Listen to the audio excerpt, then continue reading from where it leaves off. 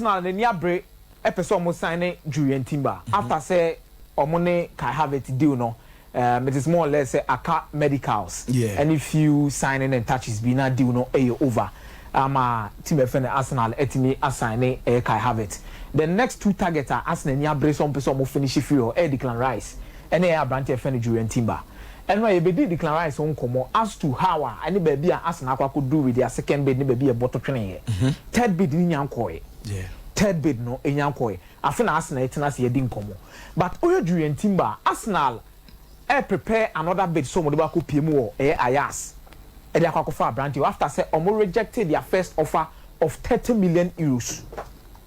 Arsenal be the first one 30 million euros no moto training okay na de tie nie de wom nie oyo Julian Timber din na nipa na all drive deal na kasa ya adwuma wa Arsenal pen sir the new sporting director of Ayas one missing that our year Juma from Borussia Dortmund and I'm the sooner Robert Lewandowski, Matt Hummels, all of these top players and Jurgen Klopp and who do now Dortmund bomb don't do mobile.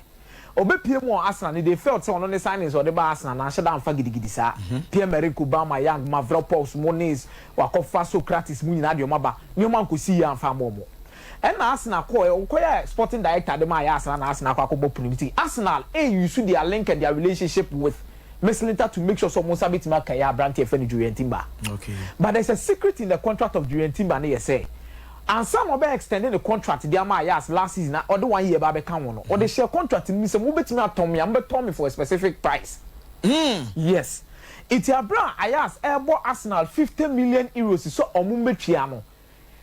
Purpose and answer price what the contract now or extending any release clause less than 50 million euros. Okay. It's Arsenal be okay so be relaxing. And watch 2 weeks. Be activated in 2 weeks time. July mu. And as our contract no near Ayas. Sign it say no person will tell me I'm tell me for this amount and so release clause no. Be only achievable and so bit my activity just the next 2 weeks. And also less than 50 million euros. Okay. Which means one, lower than the price Ayas requested. Number two, higher than price now Arsenal. It kind of call it one way or the other Arsenal will get their man when they miss later no I don't know the key for this particular signing for Arsenal if it should go through now the quality of Julian Timber no na amount for Taibusa question said na Julian Timber the obey day one have Ben White be and you fully understand the reason why they need Julian Timber at the same time Zinchenko and then football no a movie and a do a certain stage be a fullbacks no more as fullbacks, but more as half midfielders. Okay. It's in an Obo se Trent, and not Bobo to know about Shemu Fifi. Obo says Zinchenko, bought number 3, but not about Shemu Fifi. Obo said, and the Manchester City as a son information in and John Stones a movie on a day, about Bo Fifi. And Oya Teta, Medica Casso, or a pure student of Hawa, Pep Guardiola City and Yoma, on an Anantiache. So Julian Timber can be Arsenal's John Stones and at the same time Obetima as why Arsenal's Zinchenko number 2 and on the as a right back. Okay.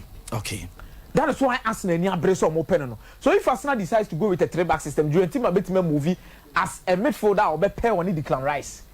In case you say Arsenal to me sign Declan Rice. Okay.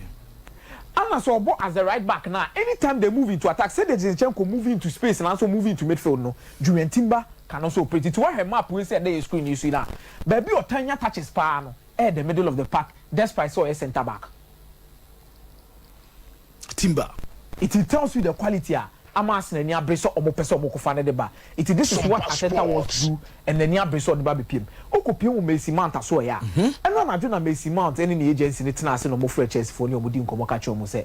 Maza, contract now, yeah, extended. Mopa Monkosrum Rafom, yeah, extended. And when a Manchester debate, second bid coin or Bobo to be 45 plus 5. Yeah, 50 million. 50 million. It's 45 guaranteed, then 5 with add-ons. I'm a Chelsea Preto baby. Chelsea so more pay between 65 to 70. It's one ajo and I may see mount catch almost a contract no all extended. On also person be free club for free. Wasomo. Wako loan, wako Vitesse, wako the nam derby count ni na wasaba back to Chelsea. Wabeji Champions League amamo. League no nyanje krampona he has done his part for the club. It will the person here day. Oko munya na manenko ana Chelsea atena se ana say Manchester to me enya skabia na add-ons ne guarantee fee na betime do between 60 to 65 omo fambre omo beje Manchester so next bid omo de be kono omo plan say omo the 50 guaranteed then 5 add-ons, which means 50 no more the coin, about 55. Okay. And would you to say a honey they can find a compromise because I can't wait 1 year. And on one Musa Chelsea for I say on tonight he wants to leave. It is no, I'm a Manchester United so say a push your man air drive your mo. Messi Mount by Manchester United da or budget £200,000 a week. Messi Mount about Manchester United da or budget £200,000 a week. Then we ba Manchester United or they break club no Luther Messi Mount na nkasa no coach Ten Hag sha say monitor na che fitivite say ahim ana na open no e ka so de ne ba be bo number 10 nko ade aka emi ze nko nye na adrese because Eriksen betima bo number 10 Bruno Fernandes wo dada Bruno Fernandes so nye player obe pramo aka say o pratra nche amo aba bobi only one of the players o mabo more than 70 matches this particular year. It will obo matches to so sa omre and de bia o pese obo and I know crowd tell Roberto Martinez for Portugal no can one say so on tears and the stamina na one no TV matches to do now so they won't change so he's purposely buying Messi Mount so betima Babeka Casemiro who as a box to box midfielder. Sir. Yes, and also occur with the 4-3-3 now Bruno Fernandes in the far right central midfielder then on the far left central midfield. Okay. And will provide this squad depth to the Manchester United because and they say Eriksen prior na one elbow Scott Susuku prior na one elbow Fred no banner consistency need to say. So when you have a good first 11 definitely you also need players so ultimate perform be top first player hallelujah when Timi so na the level no so a bro or more bench so that he's an upgrade over Uncle for more bench or no so bit my good option the amount whenever if he's all rested Bruno can I bit myself using as a number 10. We now so betima sabo as a left winger, or betima as a right winger. So how was it here versatile? And Manchester United and Nigel also befa. Sandro Tonelli 70 million euros plus add-ons combined. Newcastle and now pay almost finalize details no. I can't small paperwork be also almost since I Branty officially. Wababe a Newcastle a player. Now Obabe Newcastle player no Obabe 8 million euros a year. 8 million euros a year plus 2 million euros bonuses. Yeah. And we had a number of years now Babe sign 6 years and Babe sign at the Newcastle United. Newcastle Lancaster no more Pedicolo Barella, but more quiet in Tamla Namaya West or no cry you need walk rather so. So Okomaketa, Adia Border soon out. To a coy, more coy and a born national, and I'm making sure so bit back of far branting. But you see, he's a very good signing for a Newcastle United. But let's not over elaborate, especially with the level as we know him. Sandro Tonelli, you said a prospect of the free brush here, he is one of the players. Italians even tipped him or one particular midfielder, bet my say Andri Pello, and more or less, maybe 2 years away to say Di Rossi.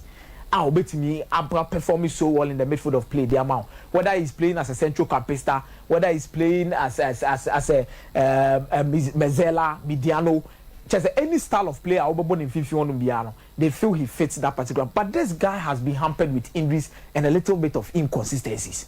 Age 23. Yes. Injury last season say injury born to a woman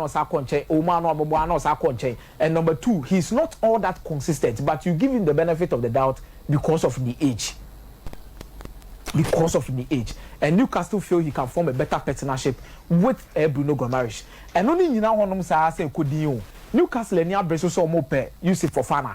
Yeah. Honestly, another midfield will see a kind of Monaco. After some way Tonelli, no, they need 2 midfielders. One, they need a Scott McTominay. But Manchester United, any address as or more Dinko, more Crowns, or more Tom players, or more Tongo, or Monancasa, or more left from more right, Club Nancasa, or Munim, or more yet. Tim no more Tongo, no more one put a player Tom Class was Abem. It is when focus in Nani say I couldn't top quality midfield, they are cotton 70 in the shape of Tonelli. You see for Fana. That's what they become was. If you want to go with a 4-3-3, they know Jolinton, a bomb midfielder, but Jolinton is not a typical midfielder.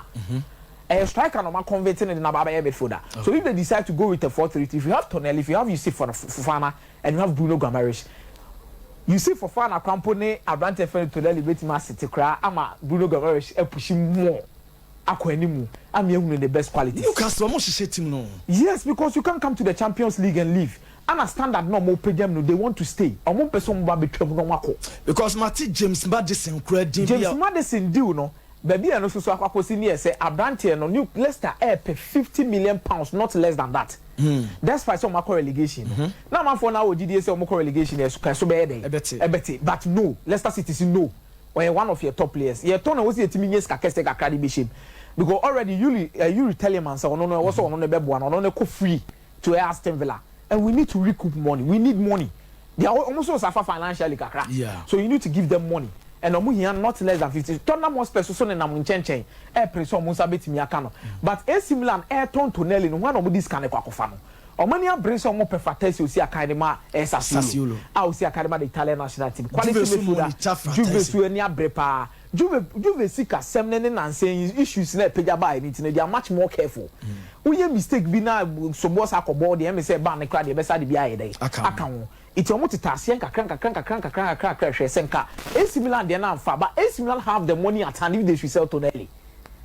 And only ade no. AC Milan could say ya ton Tonelli 70. It is Sassuolo munje 30 and Sassuolo munje 40. Between Italian class when they are selling players and a price in Nyere so sa. If Tonelli was moving from AC Milan to Ebia Juventus and Asan ko moving from AC Milan to Ebia be Inter Milan bia. Menya so like a price in the crowd do 70. Dabi. Kebe akosura be 50-55. But you are looking at the Fratesi or no was Sassuolo no crowd but now bet ma cost be 25 to 30 million euros. AC Milan befa because they believe say omo Obama national team let me aye etumpo ye promote ayen call from the grounds de makosoro omo wie we na this kind is one man no must have the 40 million euros about Chelsea so omo promote Lukaku because they see an Marcus Thuram deal no ya ye shaky kakra PSG abem RB Leipzig so abem ana boy na make asem bi say ono ade omo hwe ni din yes omo per technical project a one ebehu abema boy na ye starter e wo tie no so ba betina bench ana number 2 wo starter no so no o say man the opportunity to grow because 24 years and o Phillips onyan do ni prime iti ama omo komodie ni delay kakra say but AC Milan will need to replace Zlatan Ibrahimovic and omo ntimi trust their whole season in the hands of Olivier Giroud and Divock Origi and as a goals no Rafael Leao echo offer obi enu won mo betima ma goals biem it omo the 40 million euros eba be PM Chelsea okay aba be pe eya Abrante a your friend Romelu Lukaku last story na me dey see for Enedian Hurricane Hurricane akacha Tottenham Hotspur team no all extending the contract on person obebo atwa so I don't think United so on for transfer request now United ade omo pe de nti omo so Hurricane for transfer request ni nkodie omo nim de we Daniel Levy city Daniel Levy wa ma obia ya wo say on turn the player and fama English Premier League team, especially so a superstar to say Hurricane. Obeton de na kwa abroad. So turn de na kwa abroad so dia. Nipa no obeton so nye na adwen so obey. Obeto Real Madrid nye na adwen so obey that amount of money. Manchester United so sike kuto omo ye 80 million pounds. Omo ba na so nye wa adwen campus on your bet na se edi nkomo kra. Ana Manchester say Hurricane yen yakoye ya famu de. Yakoye no panyi so onye ready so on ye be dey. Ebe kasa no ne ebe bu nkonya na ebe tena se edi nkomo bia iti wa fakotum ne manenya awo ese opesoko me da say